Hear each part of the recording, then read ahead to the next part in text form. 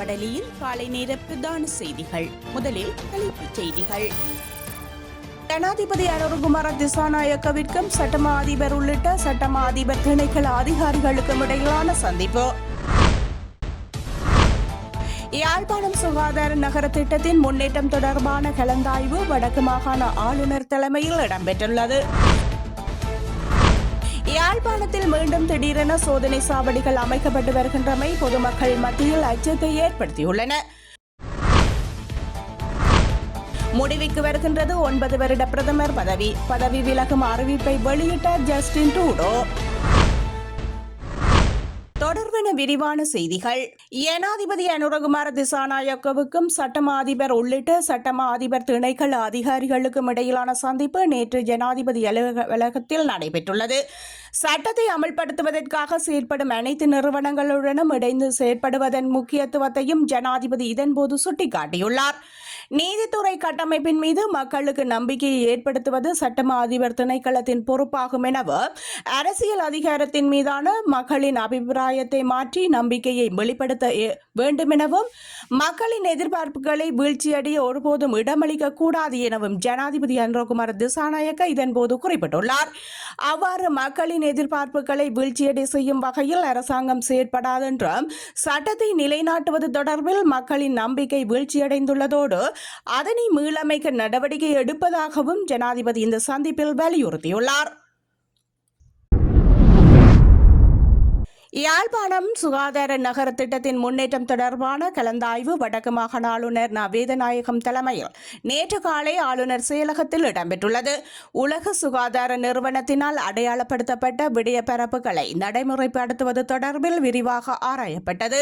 பாடசாலை நேரங்களில் கனரக வாகனங்களின் பாவனையை மட்டுப்படுத்துவதன் தேவைப்பாடு ஆராயப்பட்டதுடன் யாழ் நகர பகுதியில் அமைந்துள்ள சில வீதிகளை ஒருவழி பாதையாக்குவதன் அவசியம் பற்றியும் கலந்துரையாடப்பட்டது.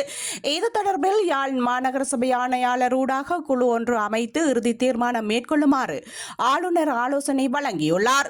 மேலும் யாழ் நகர பகுதியில் அமைந்துள்ள பேருந்து தரிப்பிடத்தினூடாக எழுந்துள்ள நெருக்கடிகள் தொடர்பில் பலதரப்புகளுடனும் சுட்டிக்காட்டினர். பேருந்து தரிப்பிடத்தை இடமாற்ற வேண்டிய தேவை இருக்கின்றது என்பதை குறிப்பிட்ட ஆளுநர் இது தொடர்பில் இலங்கை போக்குவரத்து சபையினருடன் கலந்துரையாடி முடிவெடுக்கப்படும் எனவும் தெரிவித்தார். திண்ம கழிவகற்றல் முக்கிய சவாலாக இருக்கின்றமை தொடர்பில் ஆராயப்பட்டது. எரியூட்டி அமைப்பது தொடர்பில் திட்டம் முன்மொழியப்பட்டாலும் அதற்கான நிதி மூலம் மற்றும் பொருத்தமான இடத்தை கண்டறிவது தொடர்பில் தொடர்ந்தும் சம்பந்தப்பட்ட தரப்பினருடன் கலந்துரையாடுமாறு ஆளுநர் அறிவுறுத்தல் வழங்கியுள்ளார். யாழ் நகர பகுதியுள்ள பூங்காக்களை மேம்படுத்துவது மற்றும் நீச்சல் தடாகத்துக்கு பொருத்தமான இடத்தை கண்டறிவது தொடர்பாகவும் இந்த கூட்டத்தில் கலந்துரையாடப்பட்டது. ஆராயப்பட்ட விடயங்கள் தொடர்பில் தொடர் நடவடிக்கைகள் மேற்கொண்டு அடுத்த மாதம் மீண்டும் கலந்துரையாடல் நடத்துவதென தீர்மானிக்கப்பட்டுள்ளது. யாழ்ப்பாணத்தில் மீண்டும் திடீரென சோதனை சாவடிகள் அமைக்கப்பட்டு வருகின்றமை பொதுமக்கள் மத்தியில் சந்தேகத்தையும் அச்சத்தையும் ஏற்படுத்தியுள்ளன. நீண்ட காலமாக இருந்து அகற்றப்பட்ட பின்னர் மீண்டும் அமைக்கப்பட்டுள்ளமை அச்சத்தையும் சந்தேகத்தையும் ஏற்படுத்தியுள்ளது. போர் முடிவிட்ட பின்னர் சோதனை சாவடிகள் அகற்றுமாறு அரசியல் கட்சிகளின் பிரதிநிதிகளும் பொதுமக்களும் நீண்ட காலமாக கோரிக்கை விடுத்து வந்திருந்தனர். இந்த நிலையில் நாட்டில் புதிய ஆட்சி மாற்றம் ஏற்படுத்தப்பட்டு ஜனாதிபதி அனுரகுமார திசாநாயக்க யாழ்ப்பாணத்திற்கு வந்து சென்ற பின்னர் இங்கு இருந்த பல சோதனை சாவடிகள் உடனடியாக அகற்றப்பட்டன. எனினும் அந்த சோதனை சாவடிகள் தற்பொழுது மீண்டும் அதே இடத்தில் அமைக்கப்பட்டு வருகின்றன. இது மக்கள் மத்தியில் பாரிய சந்தேகத்தை தோற்றுவித்துள்ளது. புதிதாக ஆட்சிக்கு வந்துள்ள அனுர அரசு சோதனை சாவடிகளை தாமே அகற்றுவது மீண்டும் தாமே அமைப்பதுமான இந்த நடவடிக்கை தொடர்பில் மக்கள் கேள்வி எழுப்பியுள்ளனர். இதேவேளை நீண்ட காலமாக பருத்தித்துறையில் அமைக்கப்பட்டிருந்த ராணுவ முகாமை அகற்றுவதற்காக அனுர அரசு உறுதியளித்திருந்த போதிலும் இதுவரையில் அது அகற்றப்படாமையே இருக்கின்றமையும் குறிப்பிடத்தக்கது. இலங்கையின் விளையாட்டு வளர்ச்சிக்கு நிபந்தனையற்ற ஆதரவை வழங்குவதாக இந்தியா உறுதியளித்துள்ளதாக இளைஞர் விவகாரங்கள் மற்றும் விளையாட்டு அமைச்சகம் தெரிவித்துள்ளது. இந்திய உயர்ஸ்தானிகர் சந்தோஷ் ஜா மற்றும் இலங்கையின் இளைஞர் விவகார மற்றும் விளையாட்டு அமைச்சர் சுனில் குமார் கமகே ஆகியோருக்கு இடையிலான சந்திப்பின் போதே இந்த உறுதிமொழி வழங்கப்பட்டுள்ளது. கிரிக்கெட் உட்பட பல்வேறு விளையாட்டுகளில் கவனம் செலுத்தி இலங்கை முழுவதும் விளையாட்டு மேம்படுத்த முயற்சிக்கு ஆதரவு வழங்கப்படும் என்றும் இந்த சந்திப்பின் போது இந்திய உயர்ஸ்தானிகர் உறுதியளித்துள்ளார். இருதரப்பு உறவுகள் குறிப்பாக இளைஞர் விவகாரத்துறையில் மேலும் வலுப்படுத்தும் என்று இலக்கை அவர் வலியுறுத்தியுள்ளார். இந்த ஒத்துழைப்பின் ஒரு பகுதியாக இந்திய இளைஞர் விவகார பிரிவுக்கு வருகை தருமாறு இலங்கையின் இளைஞர் விவகாரங்கள் மற்றும் விளையாட்டு அமைச்சரை உயர்ஸ்தானிகர் அழைத்துள்ளார்.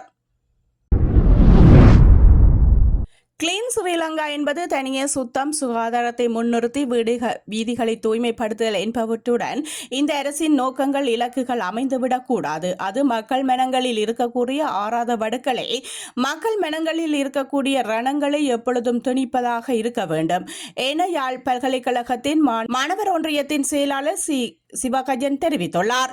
அரசியல் கைதிகளை விடுதலை செய்யுமாறு கோரி யாழ்ப்பாண பல்கலைக்கழகத்திற்கு முன்னால் முன்னெடுக்கப்பட்ட கையெழுத்து வேட்டையின் போது ஊடகங்களுக்கு கருத்து தெரிவிக்கையிலே அவர் இவ்வாறு தெரிவித்தார். ஸ்ரீலங்காவின் அரச படைகளினால் இலங்கையின் இறுதி யுத்த காலத்தில் கைது செய்யப்பட்டு அல்லது அதற்கு பின்னரான காலப்பகுதியில் கைது செய்யப்பட்டு தொடர்ந்தும் சிறைகளில் வாடிக்கொண்டிருக்கும் அரசியல் கைதிகளை விடுதலை செய்ய கோரி போராளிகள் நலன்புரி சங்கத்தினர் முன்னெடுத்து வரும் கையெழுத்து வேட்டைக்கு வலு சேர்க்கும் முகமாக யாழ்ப்பாண பல்கலைக்கழக மாணவர் ஒன்றியமும் தமது ஆதரவை வழங்கியுள்ளது. 2017ஆம் ஆண்டு காலப்பகுதியில் 162 இருந்த தமிழ் அரசியல் கைதிகளில் தற்போது 10 பேர் தொடர்ந்தும் சிறைவாசம் அனுபவித்து வருகின்றனர்.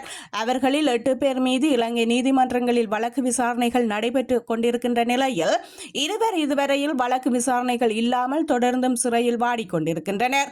கிளீன் ஸ்ரீலங்கா என்ற வேலை திட்டத்தை இந்த அரசு நாட்டில் முன்னெடுத்துக் கொண்டிருக்கின்றது. ஆனால் இந்த அரசின் கரங்களானது ஒரு இனத்தின் கரங்களில் வலிந்து திணித்த போரின் காரணமாக ஏற்பட்ட இரத்தக்கரை படிந்து காணப்படுகின்றது.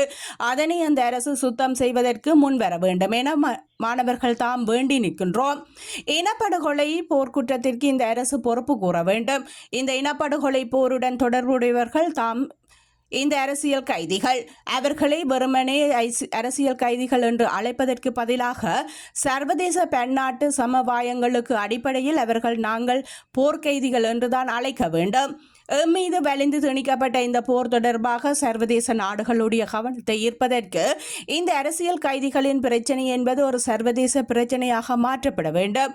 அவ்வாறு இது சர்வதேச பிரச்சனையாக மாற்றப்பட வேண்டுமானால் சர்வதேச ஜெனீவா சமவாயங்களுக்கு உட்பட்டு போர் கைதிகள் என்று சொல்லாடல் தான் உபயோகிக்கப்பட்டிருக்க வேண்டும். ஆனால் மாறாக ஒரு உள்நாட்டில் நடைபெற்றுக் கொண்டிருக்கக்கூடிய குற்றம் என்ற வகையில் அவர்கள் பயங்கரவாத தடை சட்டத்தின் கீழ் கையாளப்பட்டுக் கொண்டிருக்கிறார்கள் என்ற ஒரு வருத்தமான செய்தியையும் இந்த நேரத்தில் பதிவு செய்ய கடமைப்பட்டிருக்கின்றோம் என மாணவர் ஒன்றிய தலைவர் தெரிவித்தார். வடமாகாணத்தில் உள்ள வீதிகளில் கட்டாக்காளி மாடுகளின் நடமாட்டங்கள் அதிகமாக காணப்படுவதால் வீதி விபத்துகள் ஏற்படுவதுடன் பொதுமக்களுக்கு இடையூறு ஏற்படக்கூடிய சூழ்நிலையும் காணப்படுகின்றது. இதனால் இன்று முதல் ஒரு வாரத்திற்கு வடமாகாணம் முழுவதும் கட்டாக்காளி மாடுகளின் உரிமையாளர்களுக்கு முதற்கட்ட நடவடிக்கையாக எச்சரிக்கை வழங்கப்படவுள்ளதாக வடக்கு மாகாண சிரேஷ்ட போலீஸ் அதிபர் திலக் தனபால தெரிவித்துள்ளார். அவ்வாறு எச்சரிக்கை செய்யப்பட்டு கருத்தில் கொள்ளாத கட்டாக்காளி மாடுகளின் உரிமையாளர்களுக்கு எதிராக சட்ட நடவடிக்கை எடுக்கப்படும் என அவர் மேலும் தெரிவித்தார். வீதிகளில் சுற்றித் திரியும் கட்டாக்காளிகளின் உரிமையாளர்கள் எச்சரிக்கப்பட்டு அதனையும் பொருட்படுத்தாத பட்சத்தில் சட்ட நடவடிக்கை எடுக்கவுள்ளதாகவும் வடக்கு மாகாண சிரேஷ்ட பிரதி போலீஸ் அதிபர் திலக்கே தனபால மேலும் தெரிவித்துள்ளார். புலம்பெயர்ந்த இலங்கையர்கள் பிறப்பு சான்றிதழ், திருமண சான்றிதழ்கள் மற்றும் இறப்பு சான்றிதழ்களை தாமதமின்றி அந்த நாடுகளில் உள்ள தூதரகங்கள் மூலம் பெற்றுக்கொள்ளும் டிஜிட்டல் வசதியை இலங்கை அரசு ஆரம்பித்துள்ளது. நேற்றைய தினம் ஜனாதிபதி அனுரகுமார திசாநாயக்கவினால் டிஜிட்டல் மயமாக்கல் வேலை திட்டத்தின் கீழ் நடைமுறைப்படுத்தப்படும் திட்டமாக புலம்பெயர்ந்த இலங்கையர்கள் பிறப்பு சான்றிதழ், திருமண சான்றிதழ் மற்றும் இறப்பு சான்றிதழ்களை தாமதமின்றி அந்த நாடுகளில் உள்ள தூதரகங்கள் மூலம் பெற்றுக்கொள்ளும் டிஜிட்டல் வசதி ஆரம்பிக்கப்பட்டுள்ளது. வெளிவிவகார, வெளிநாட்டு வேலைவாய்ப்பு மற்றும் சுற்றுலா அமைச்சின் கீழ் இயங்கும் இணையதளம் அமைச்சர் விஜித ஹேரத்தினால் திறந்து வைக்கப்பட்டது. இந்த முன்னோடி திட்டம் 7 தூதரகங்கள் தொடர்பில் செயல்படுத்தப்படுகின்றது. கனடா பிரதமர் ஜஸ்டின் ட்ரூடோ தனது ராஜினாமா குறித்து அறிவித்துள்ளார். தனது சொந்த கட்சியினால் அழுத்தங்களுக்குள்ளாகியுள்ள பிரதமர் லிபரல் கட்சி புதிய தலைவரை தெரிவு செய்யும் வரை பதவியில் நீடிப்பேன் என அறிவித்துள்ளார். அடுத்த தேர்தலில் நாட்டிற்கு உண்மையான தெரிவு தேவைப்படுகின்றது என அவர் குறிப்பிட்டுள்ளார். கனடா பிரதமர் ஜஸ்டின் ட்ரூடோ தனது ராஜினாமா குறித்து அறிவிப்பிலேயே இதனை தெரிவித்துள்ளார். அக்டோபரில் கனடா தேர்தல்கள் நடைபெறவுள்ள நிலையில் ஜஸ்டின் ட்ரூடோ பதவி விலகினால் அது லிபரல் கட்சிக்கு பெரும் பாதிப்பை ஏற்படுத்தும் என ராய்ட்டர் தெரிவித்துள்ளது. ஏற்கனவே கருத்து கணிப்புகள் லிபரல் கட்சி மோசமான தோல்வியை சந்திக்கும் என தெரிவித்துள்ளதாக ராய்ட்டர் மேலும் குறிப்பிட்டுள்ளது. கருத்து கணிப்புகள் லிபரல் கட்சி தோல்வியடைந்தமை என தெரிவிக்கின்ற சூழ்நிலையில் கட்சியின் நாடாளுமன்ற உறுப்பினர்கள் பலர் பிரதமர் பதவி விலக வேண்டும் என வேண்டுகோள் விடுத்து வருகின்றனர். லிபரல் கட்சி மிக மோசமான நிலையில் இருந்த காலத்தில் நாடாளுமன்றத்தில் 3வது இடத்தில் இருந்த காலத்தில் 2013 ட்ரூடோ கட்சியின் தலைமை பதவியை வகித்தார்.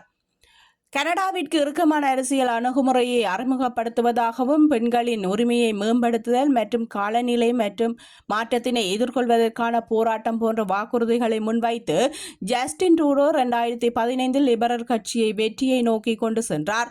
ஆனால் அந்த கட்சியின் ஒவ்வொரு நாள் யதார்த்தம் ஏனைய மேற்குலக தலைவர்களைப் போல் இவரையும் சோர்வடைய செய்தது.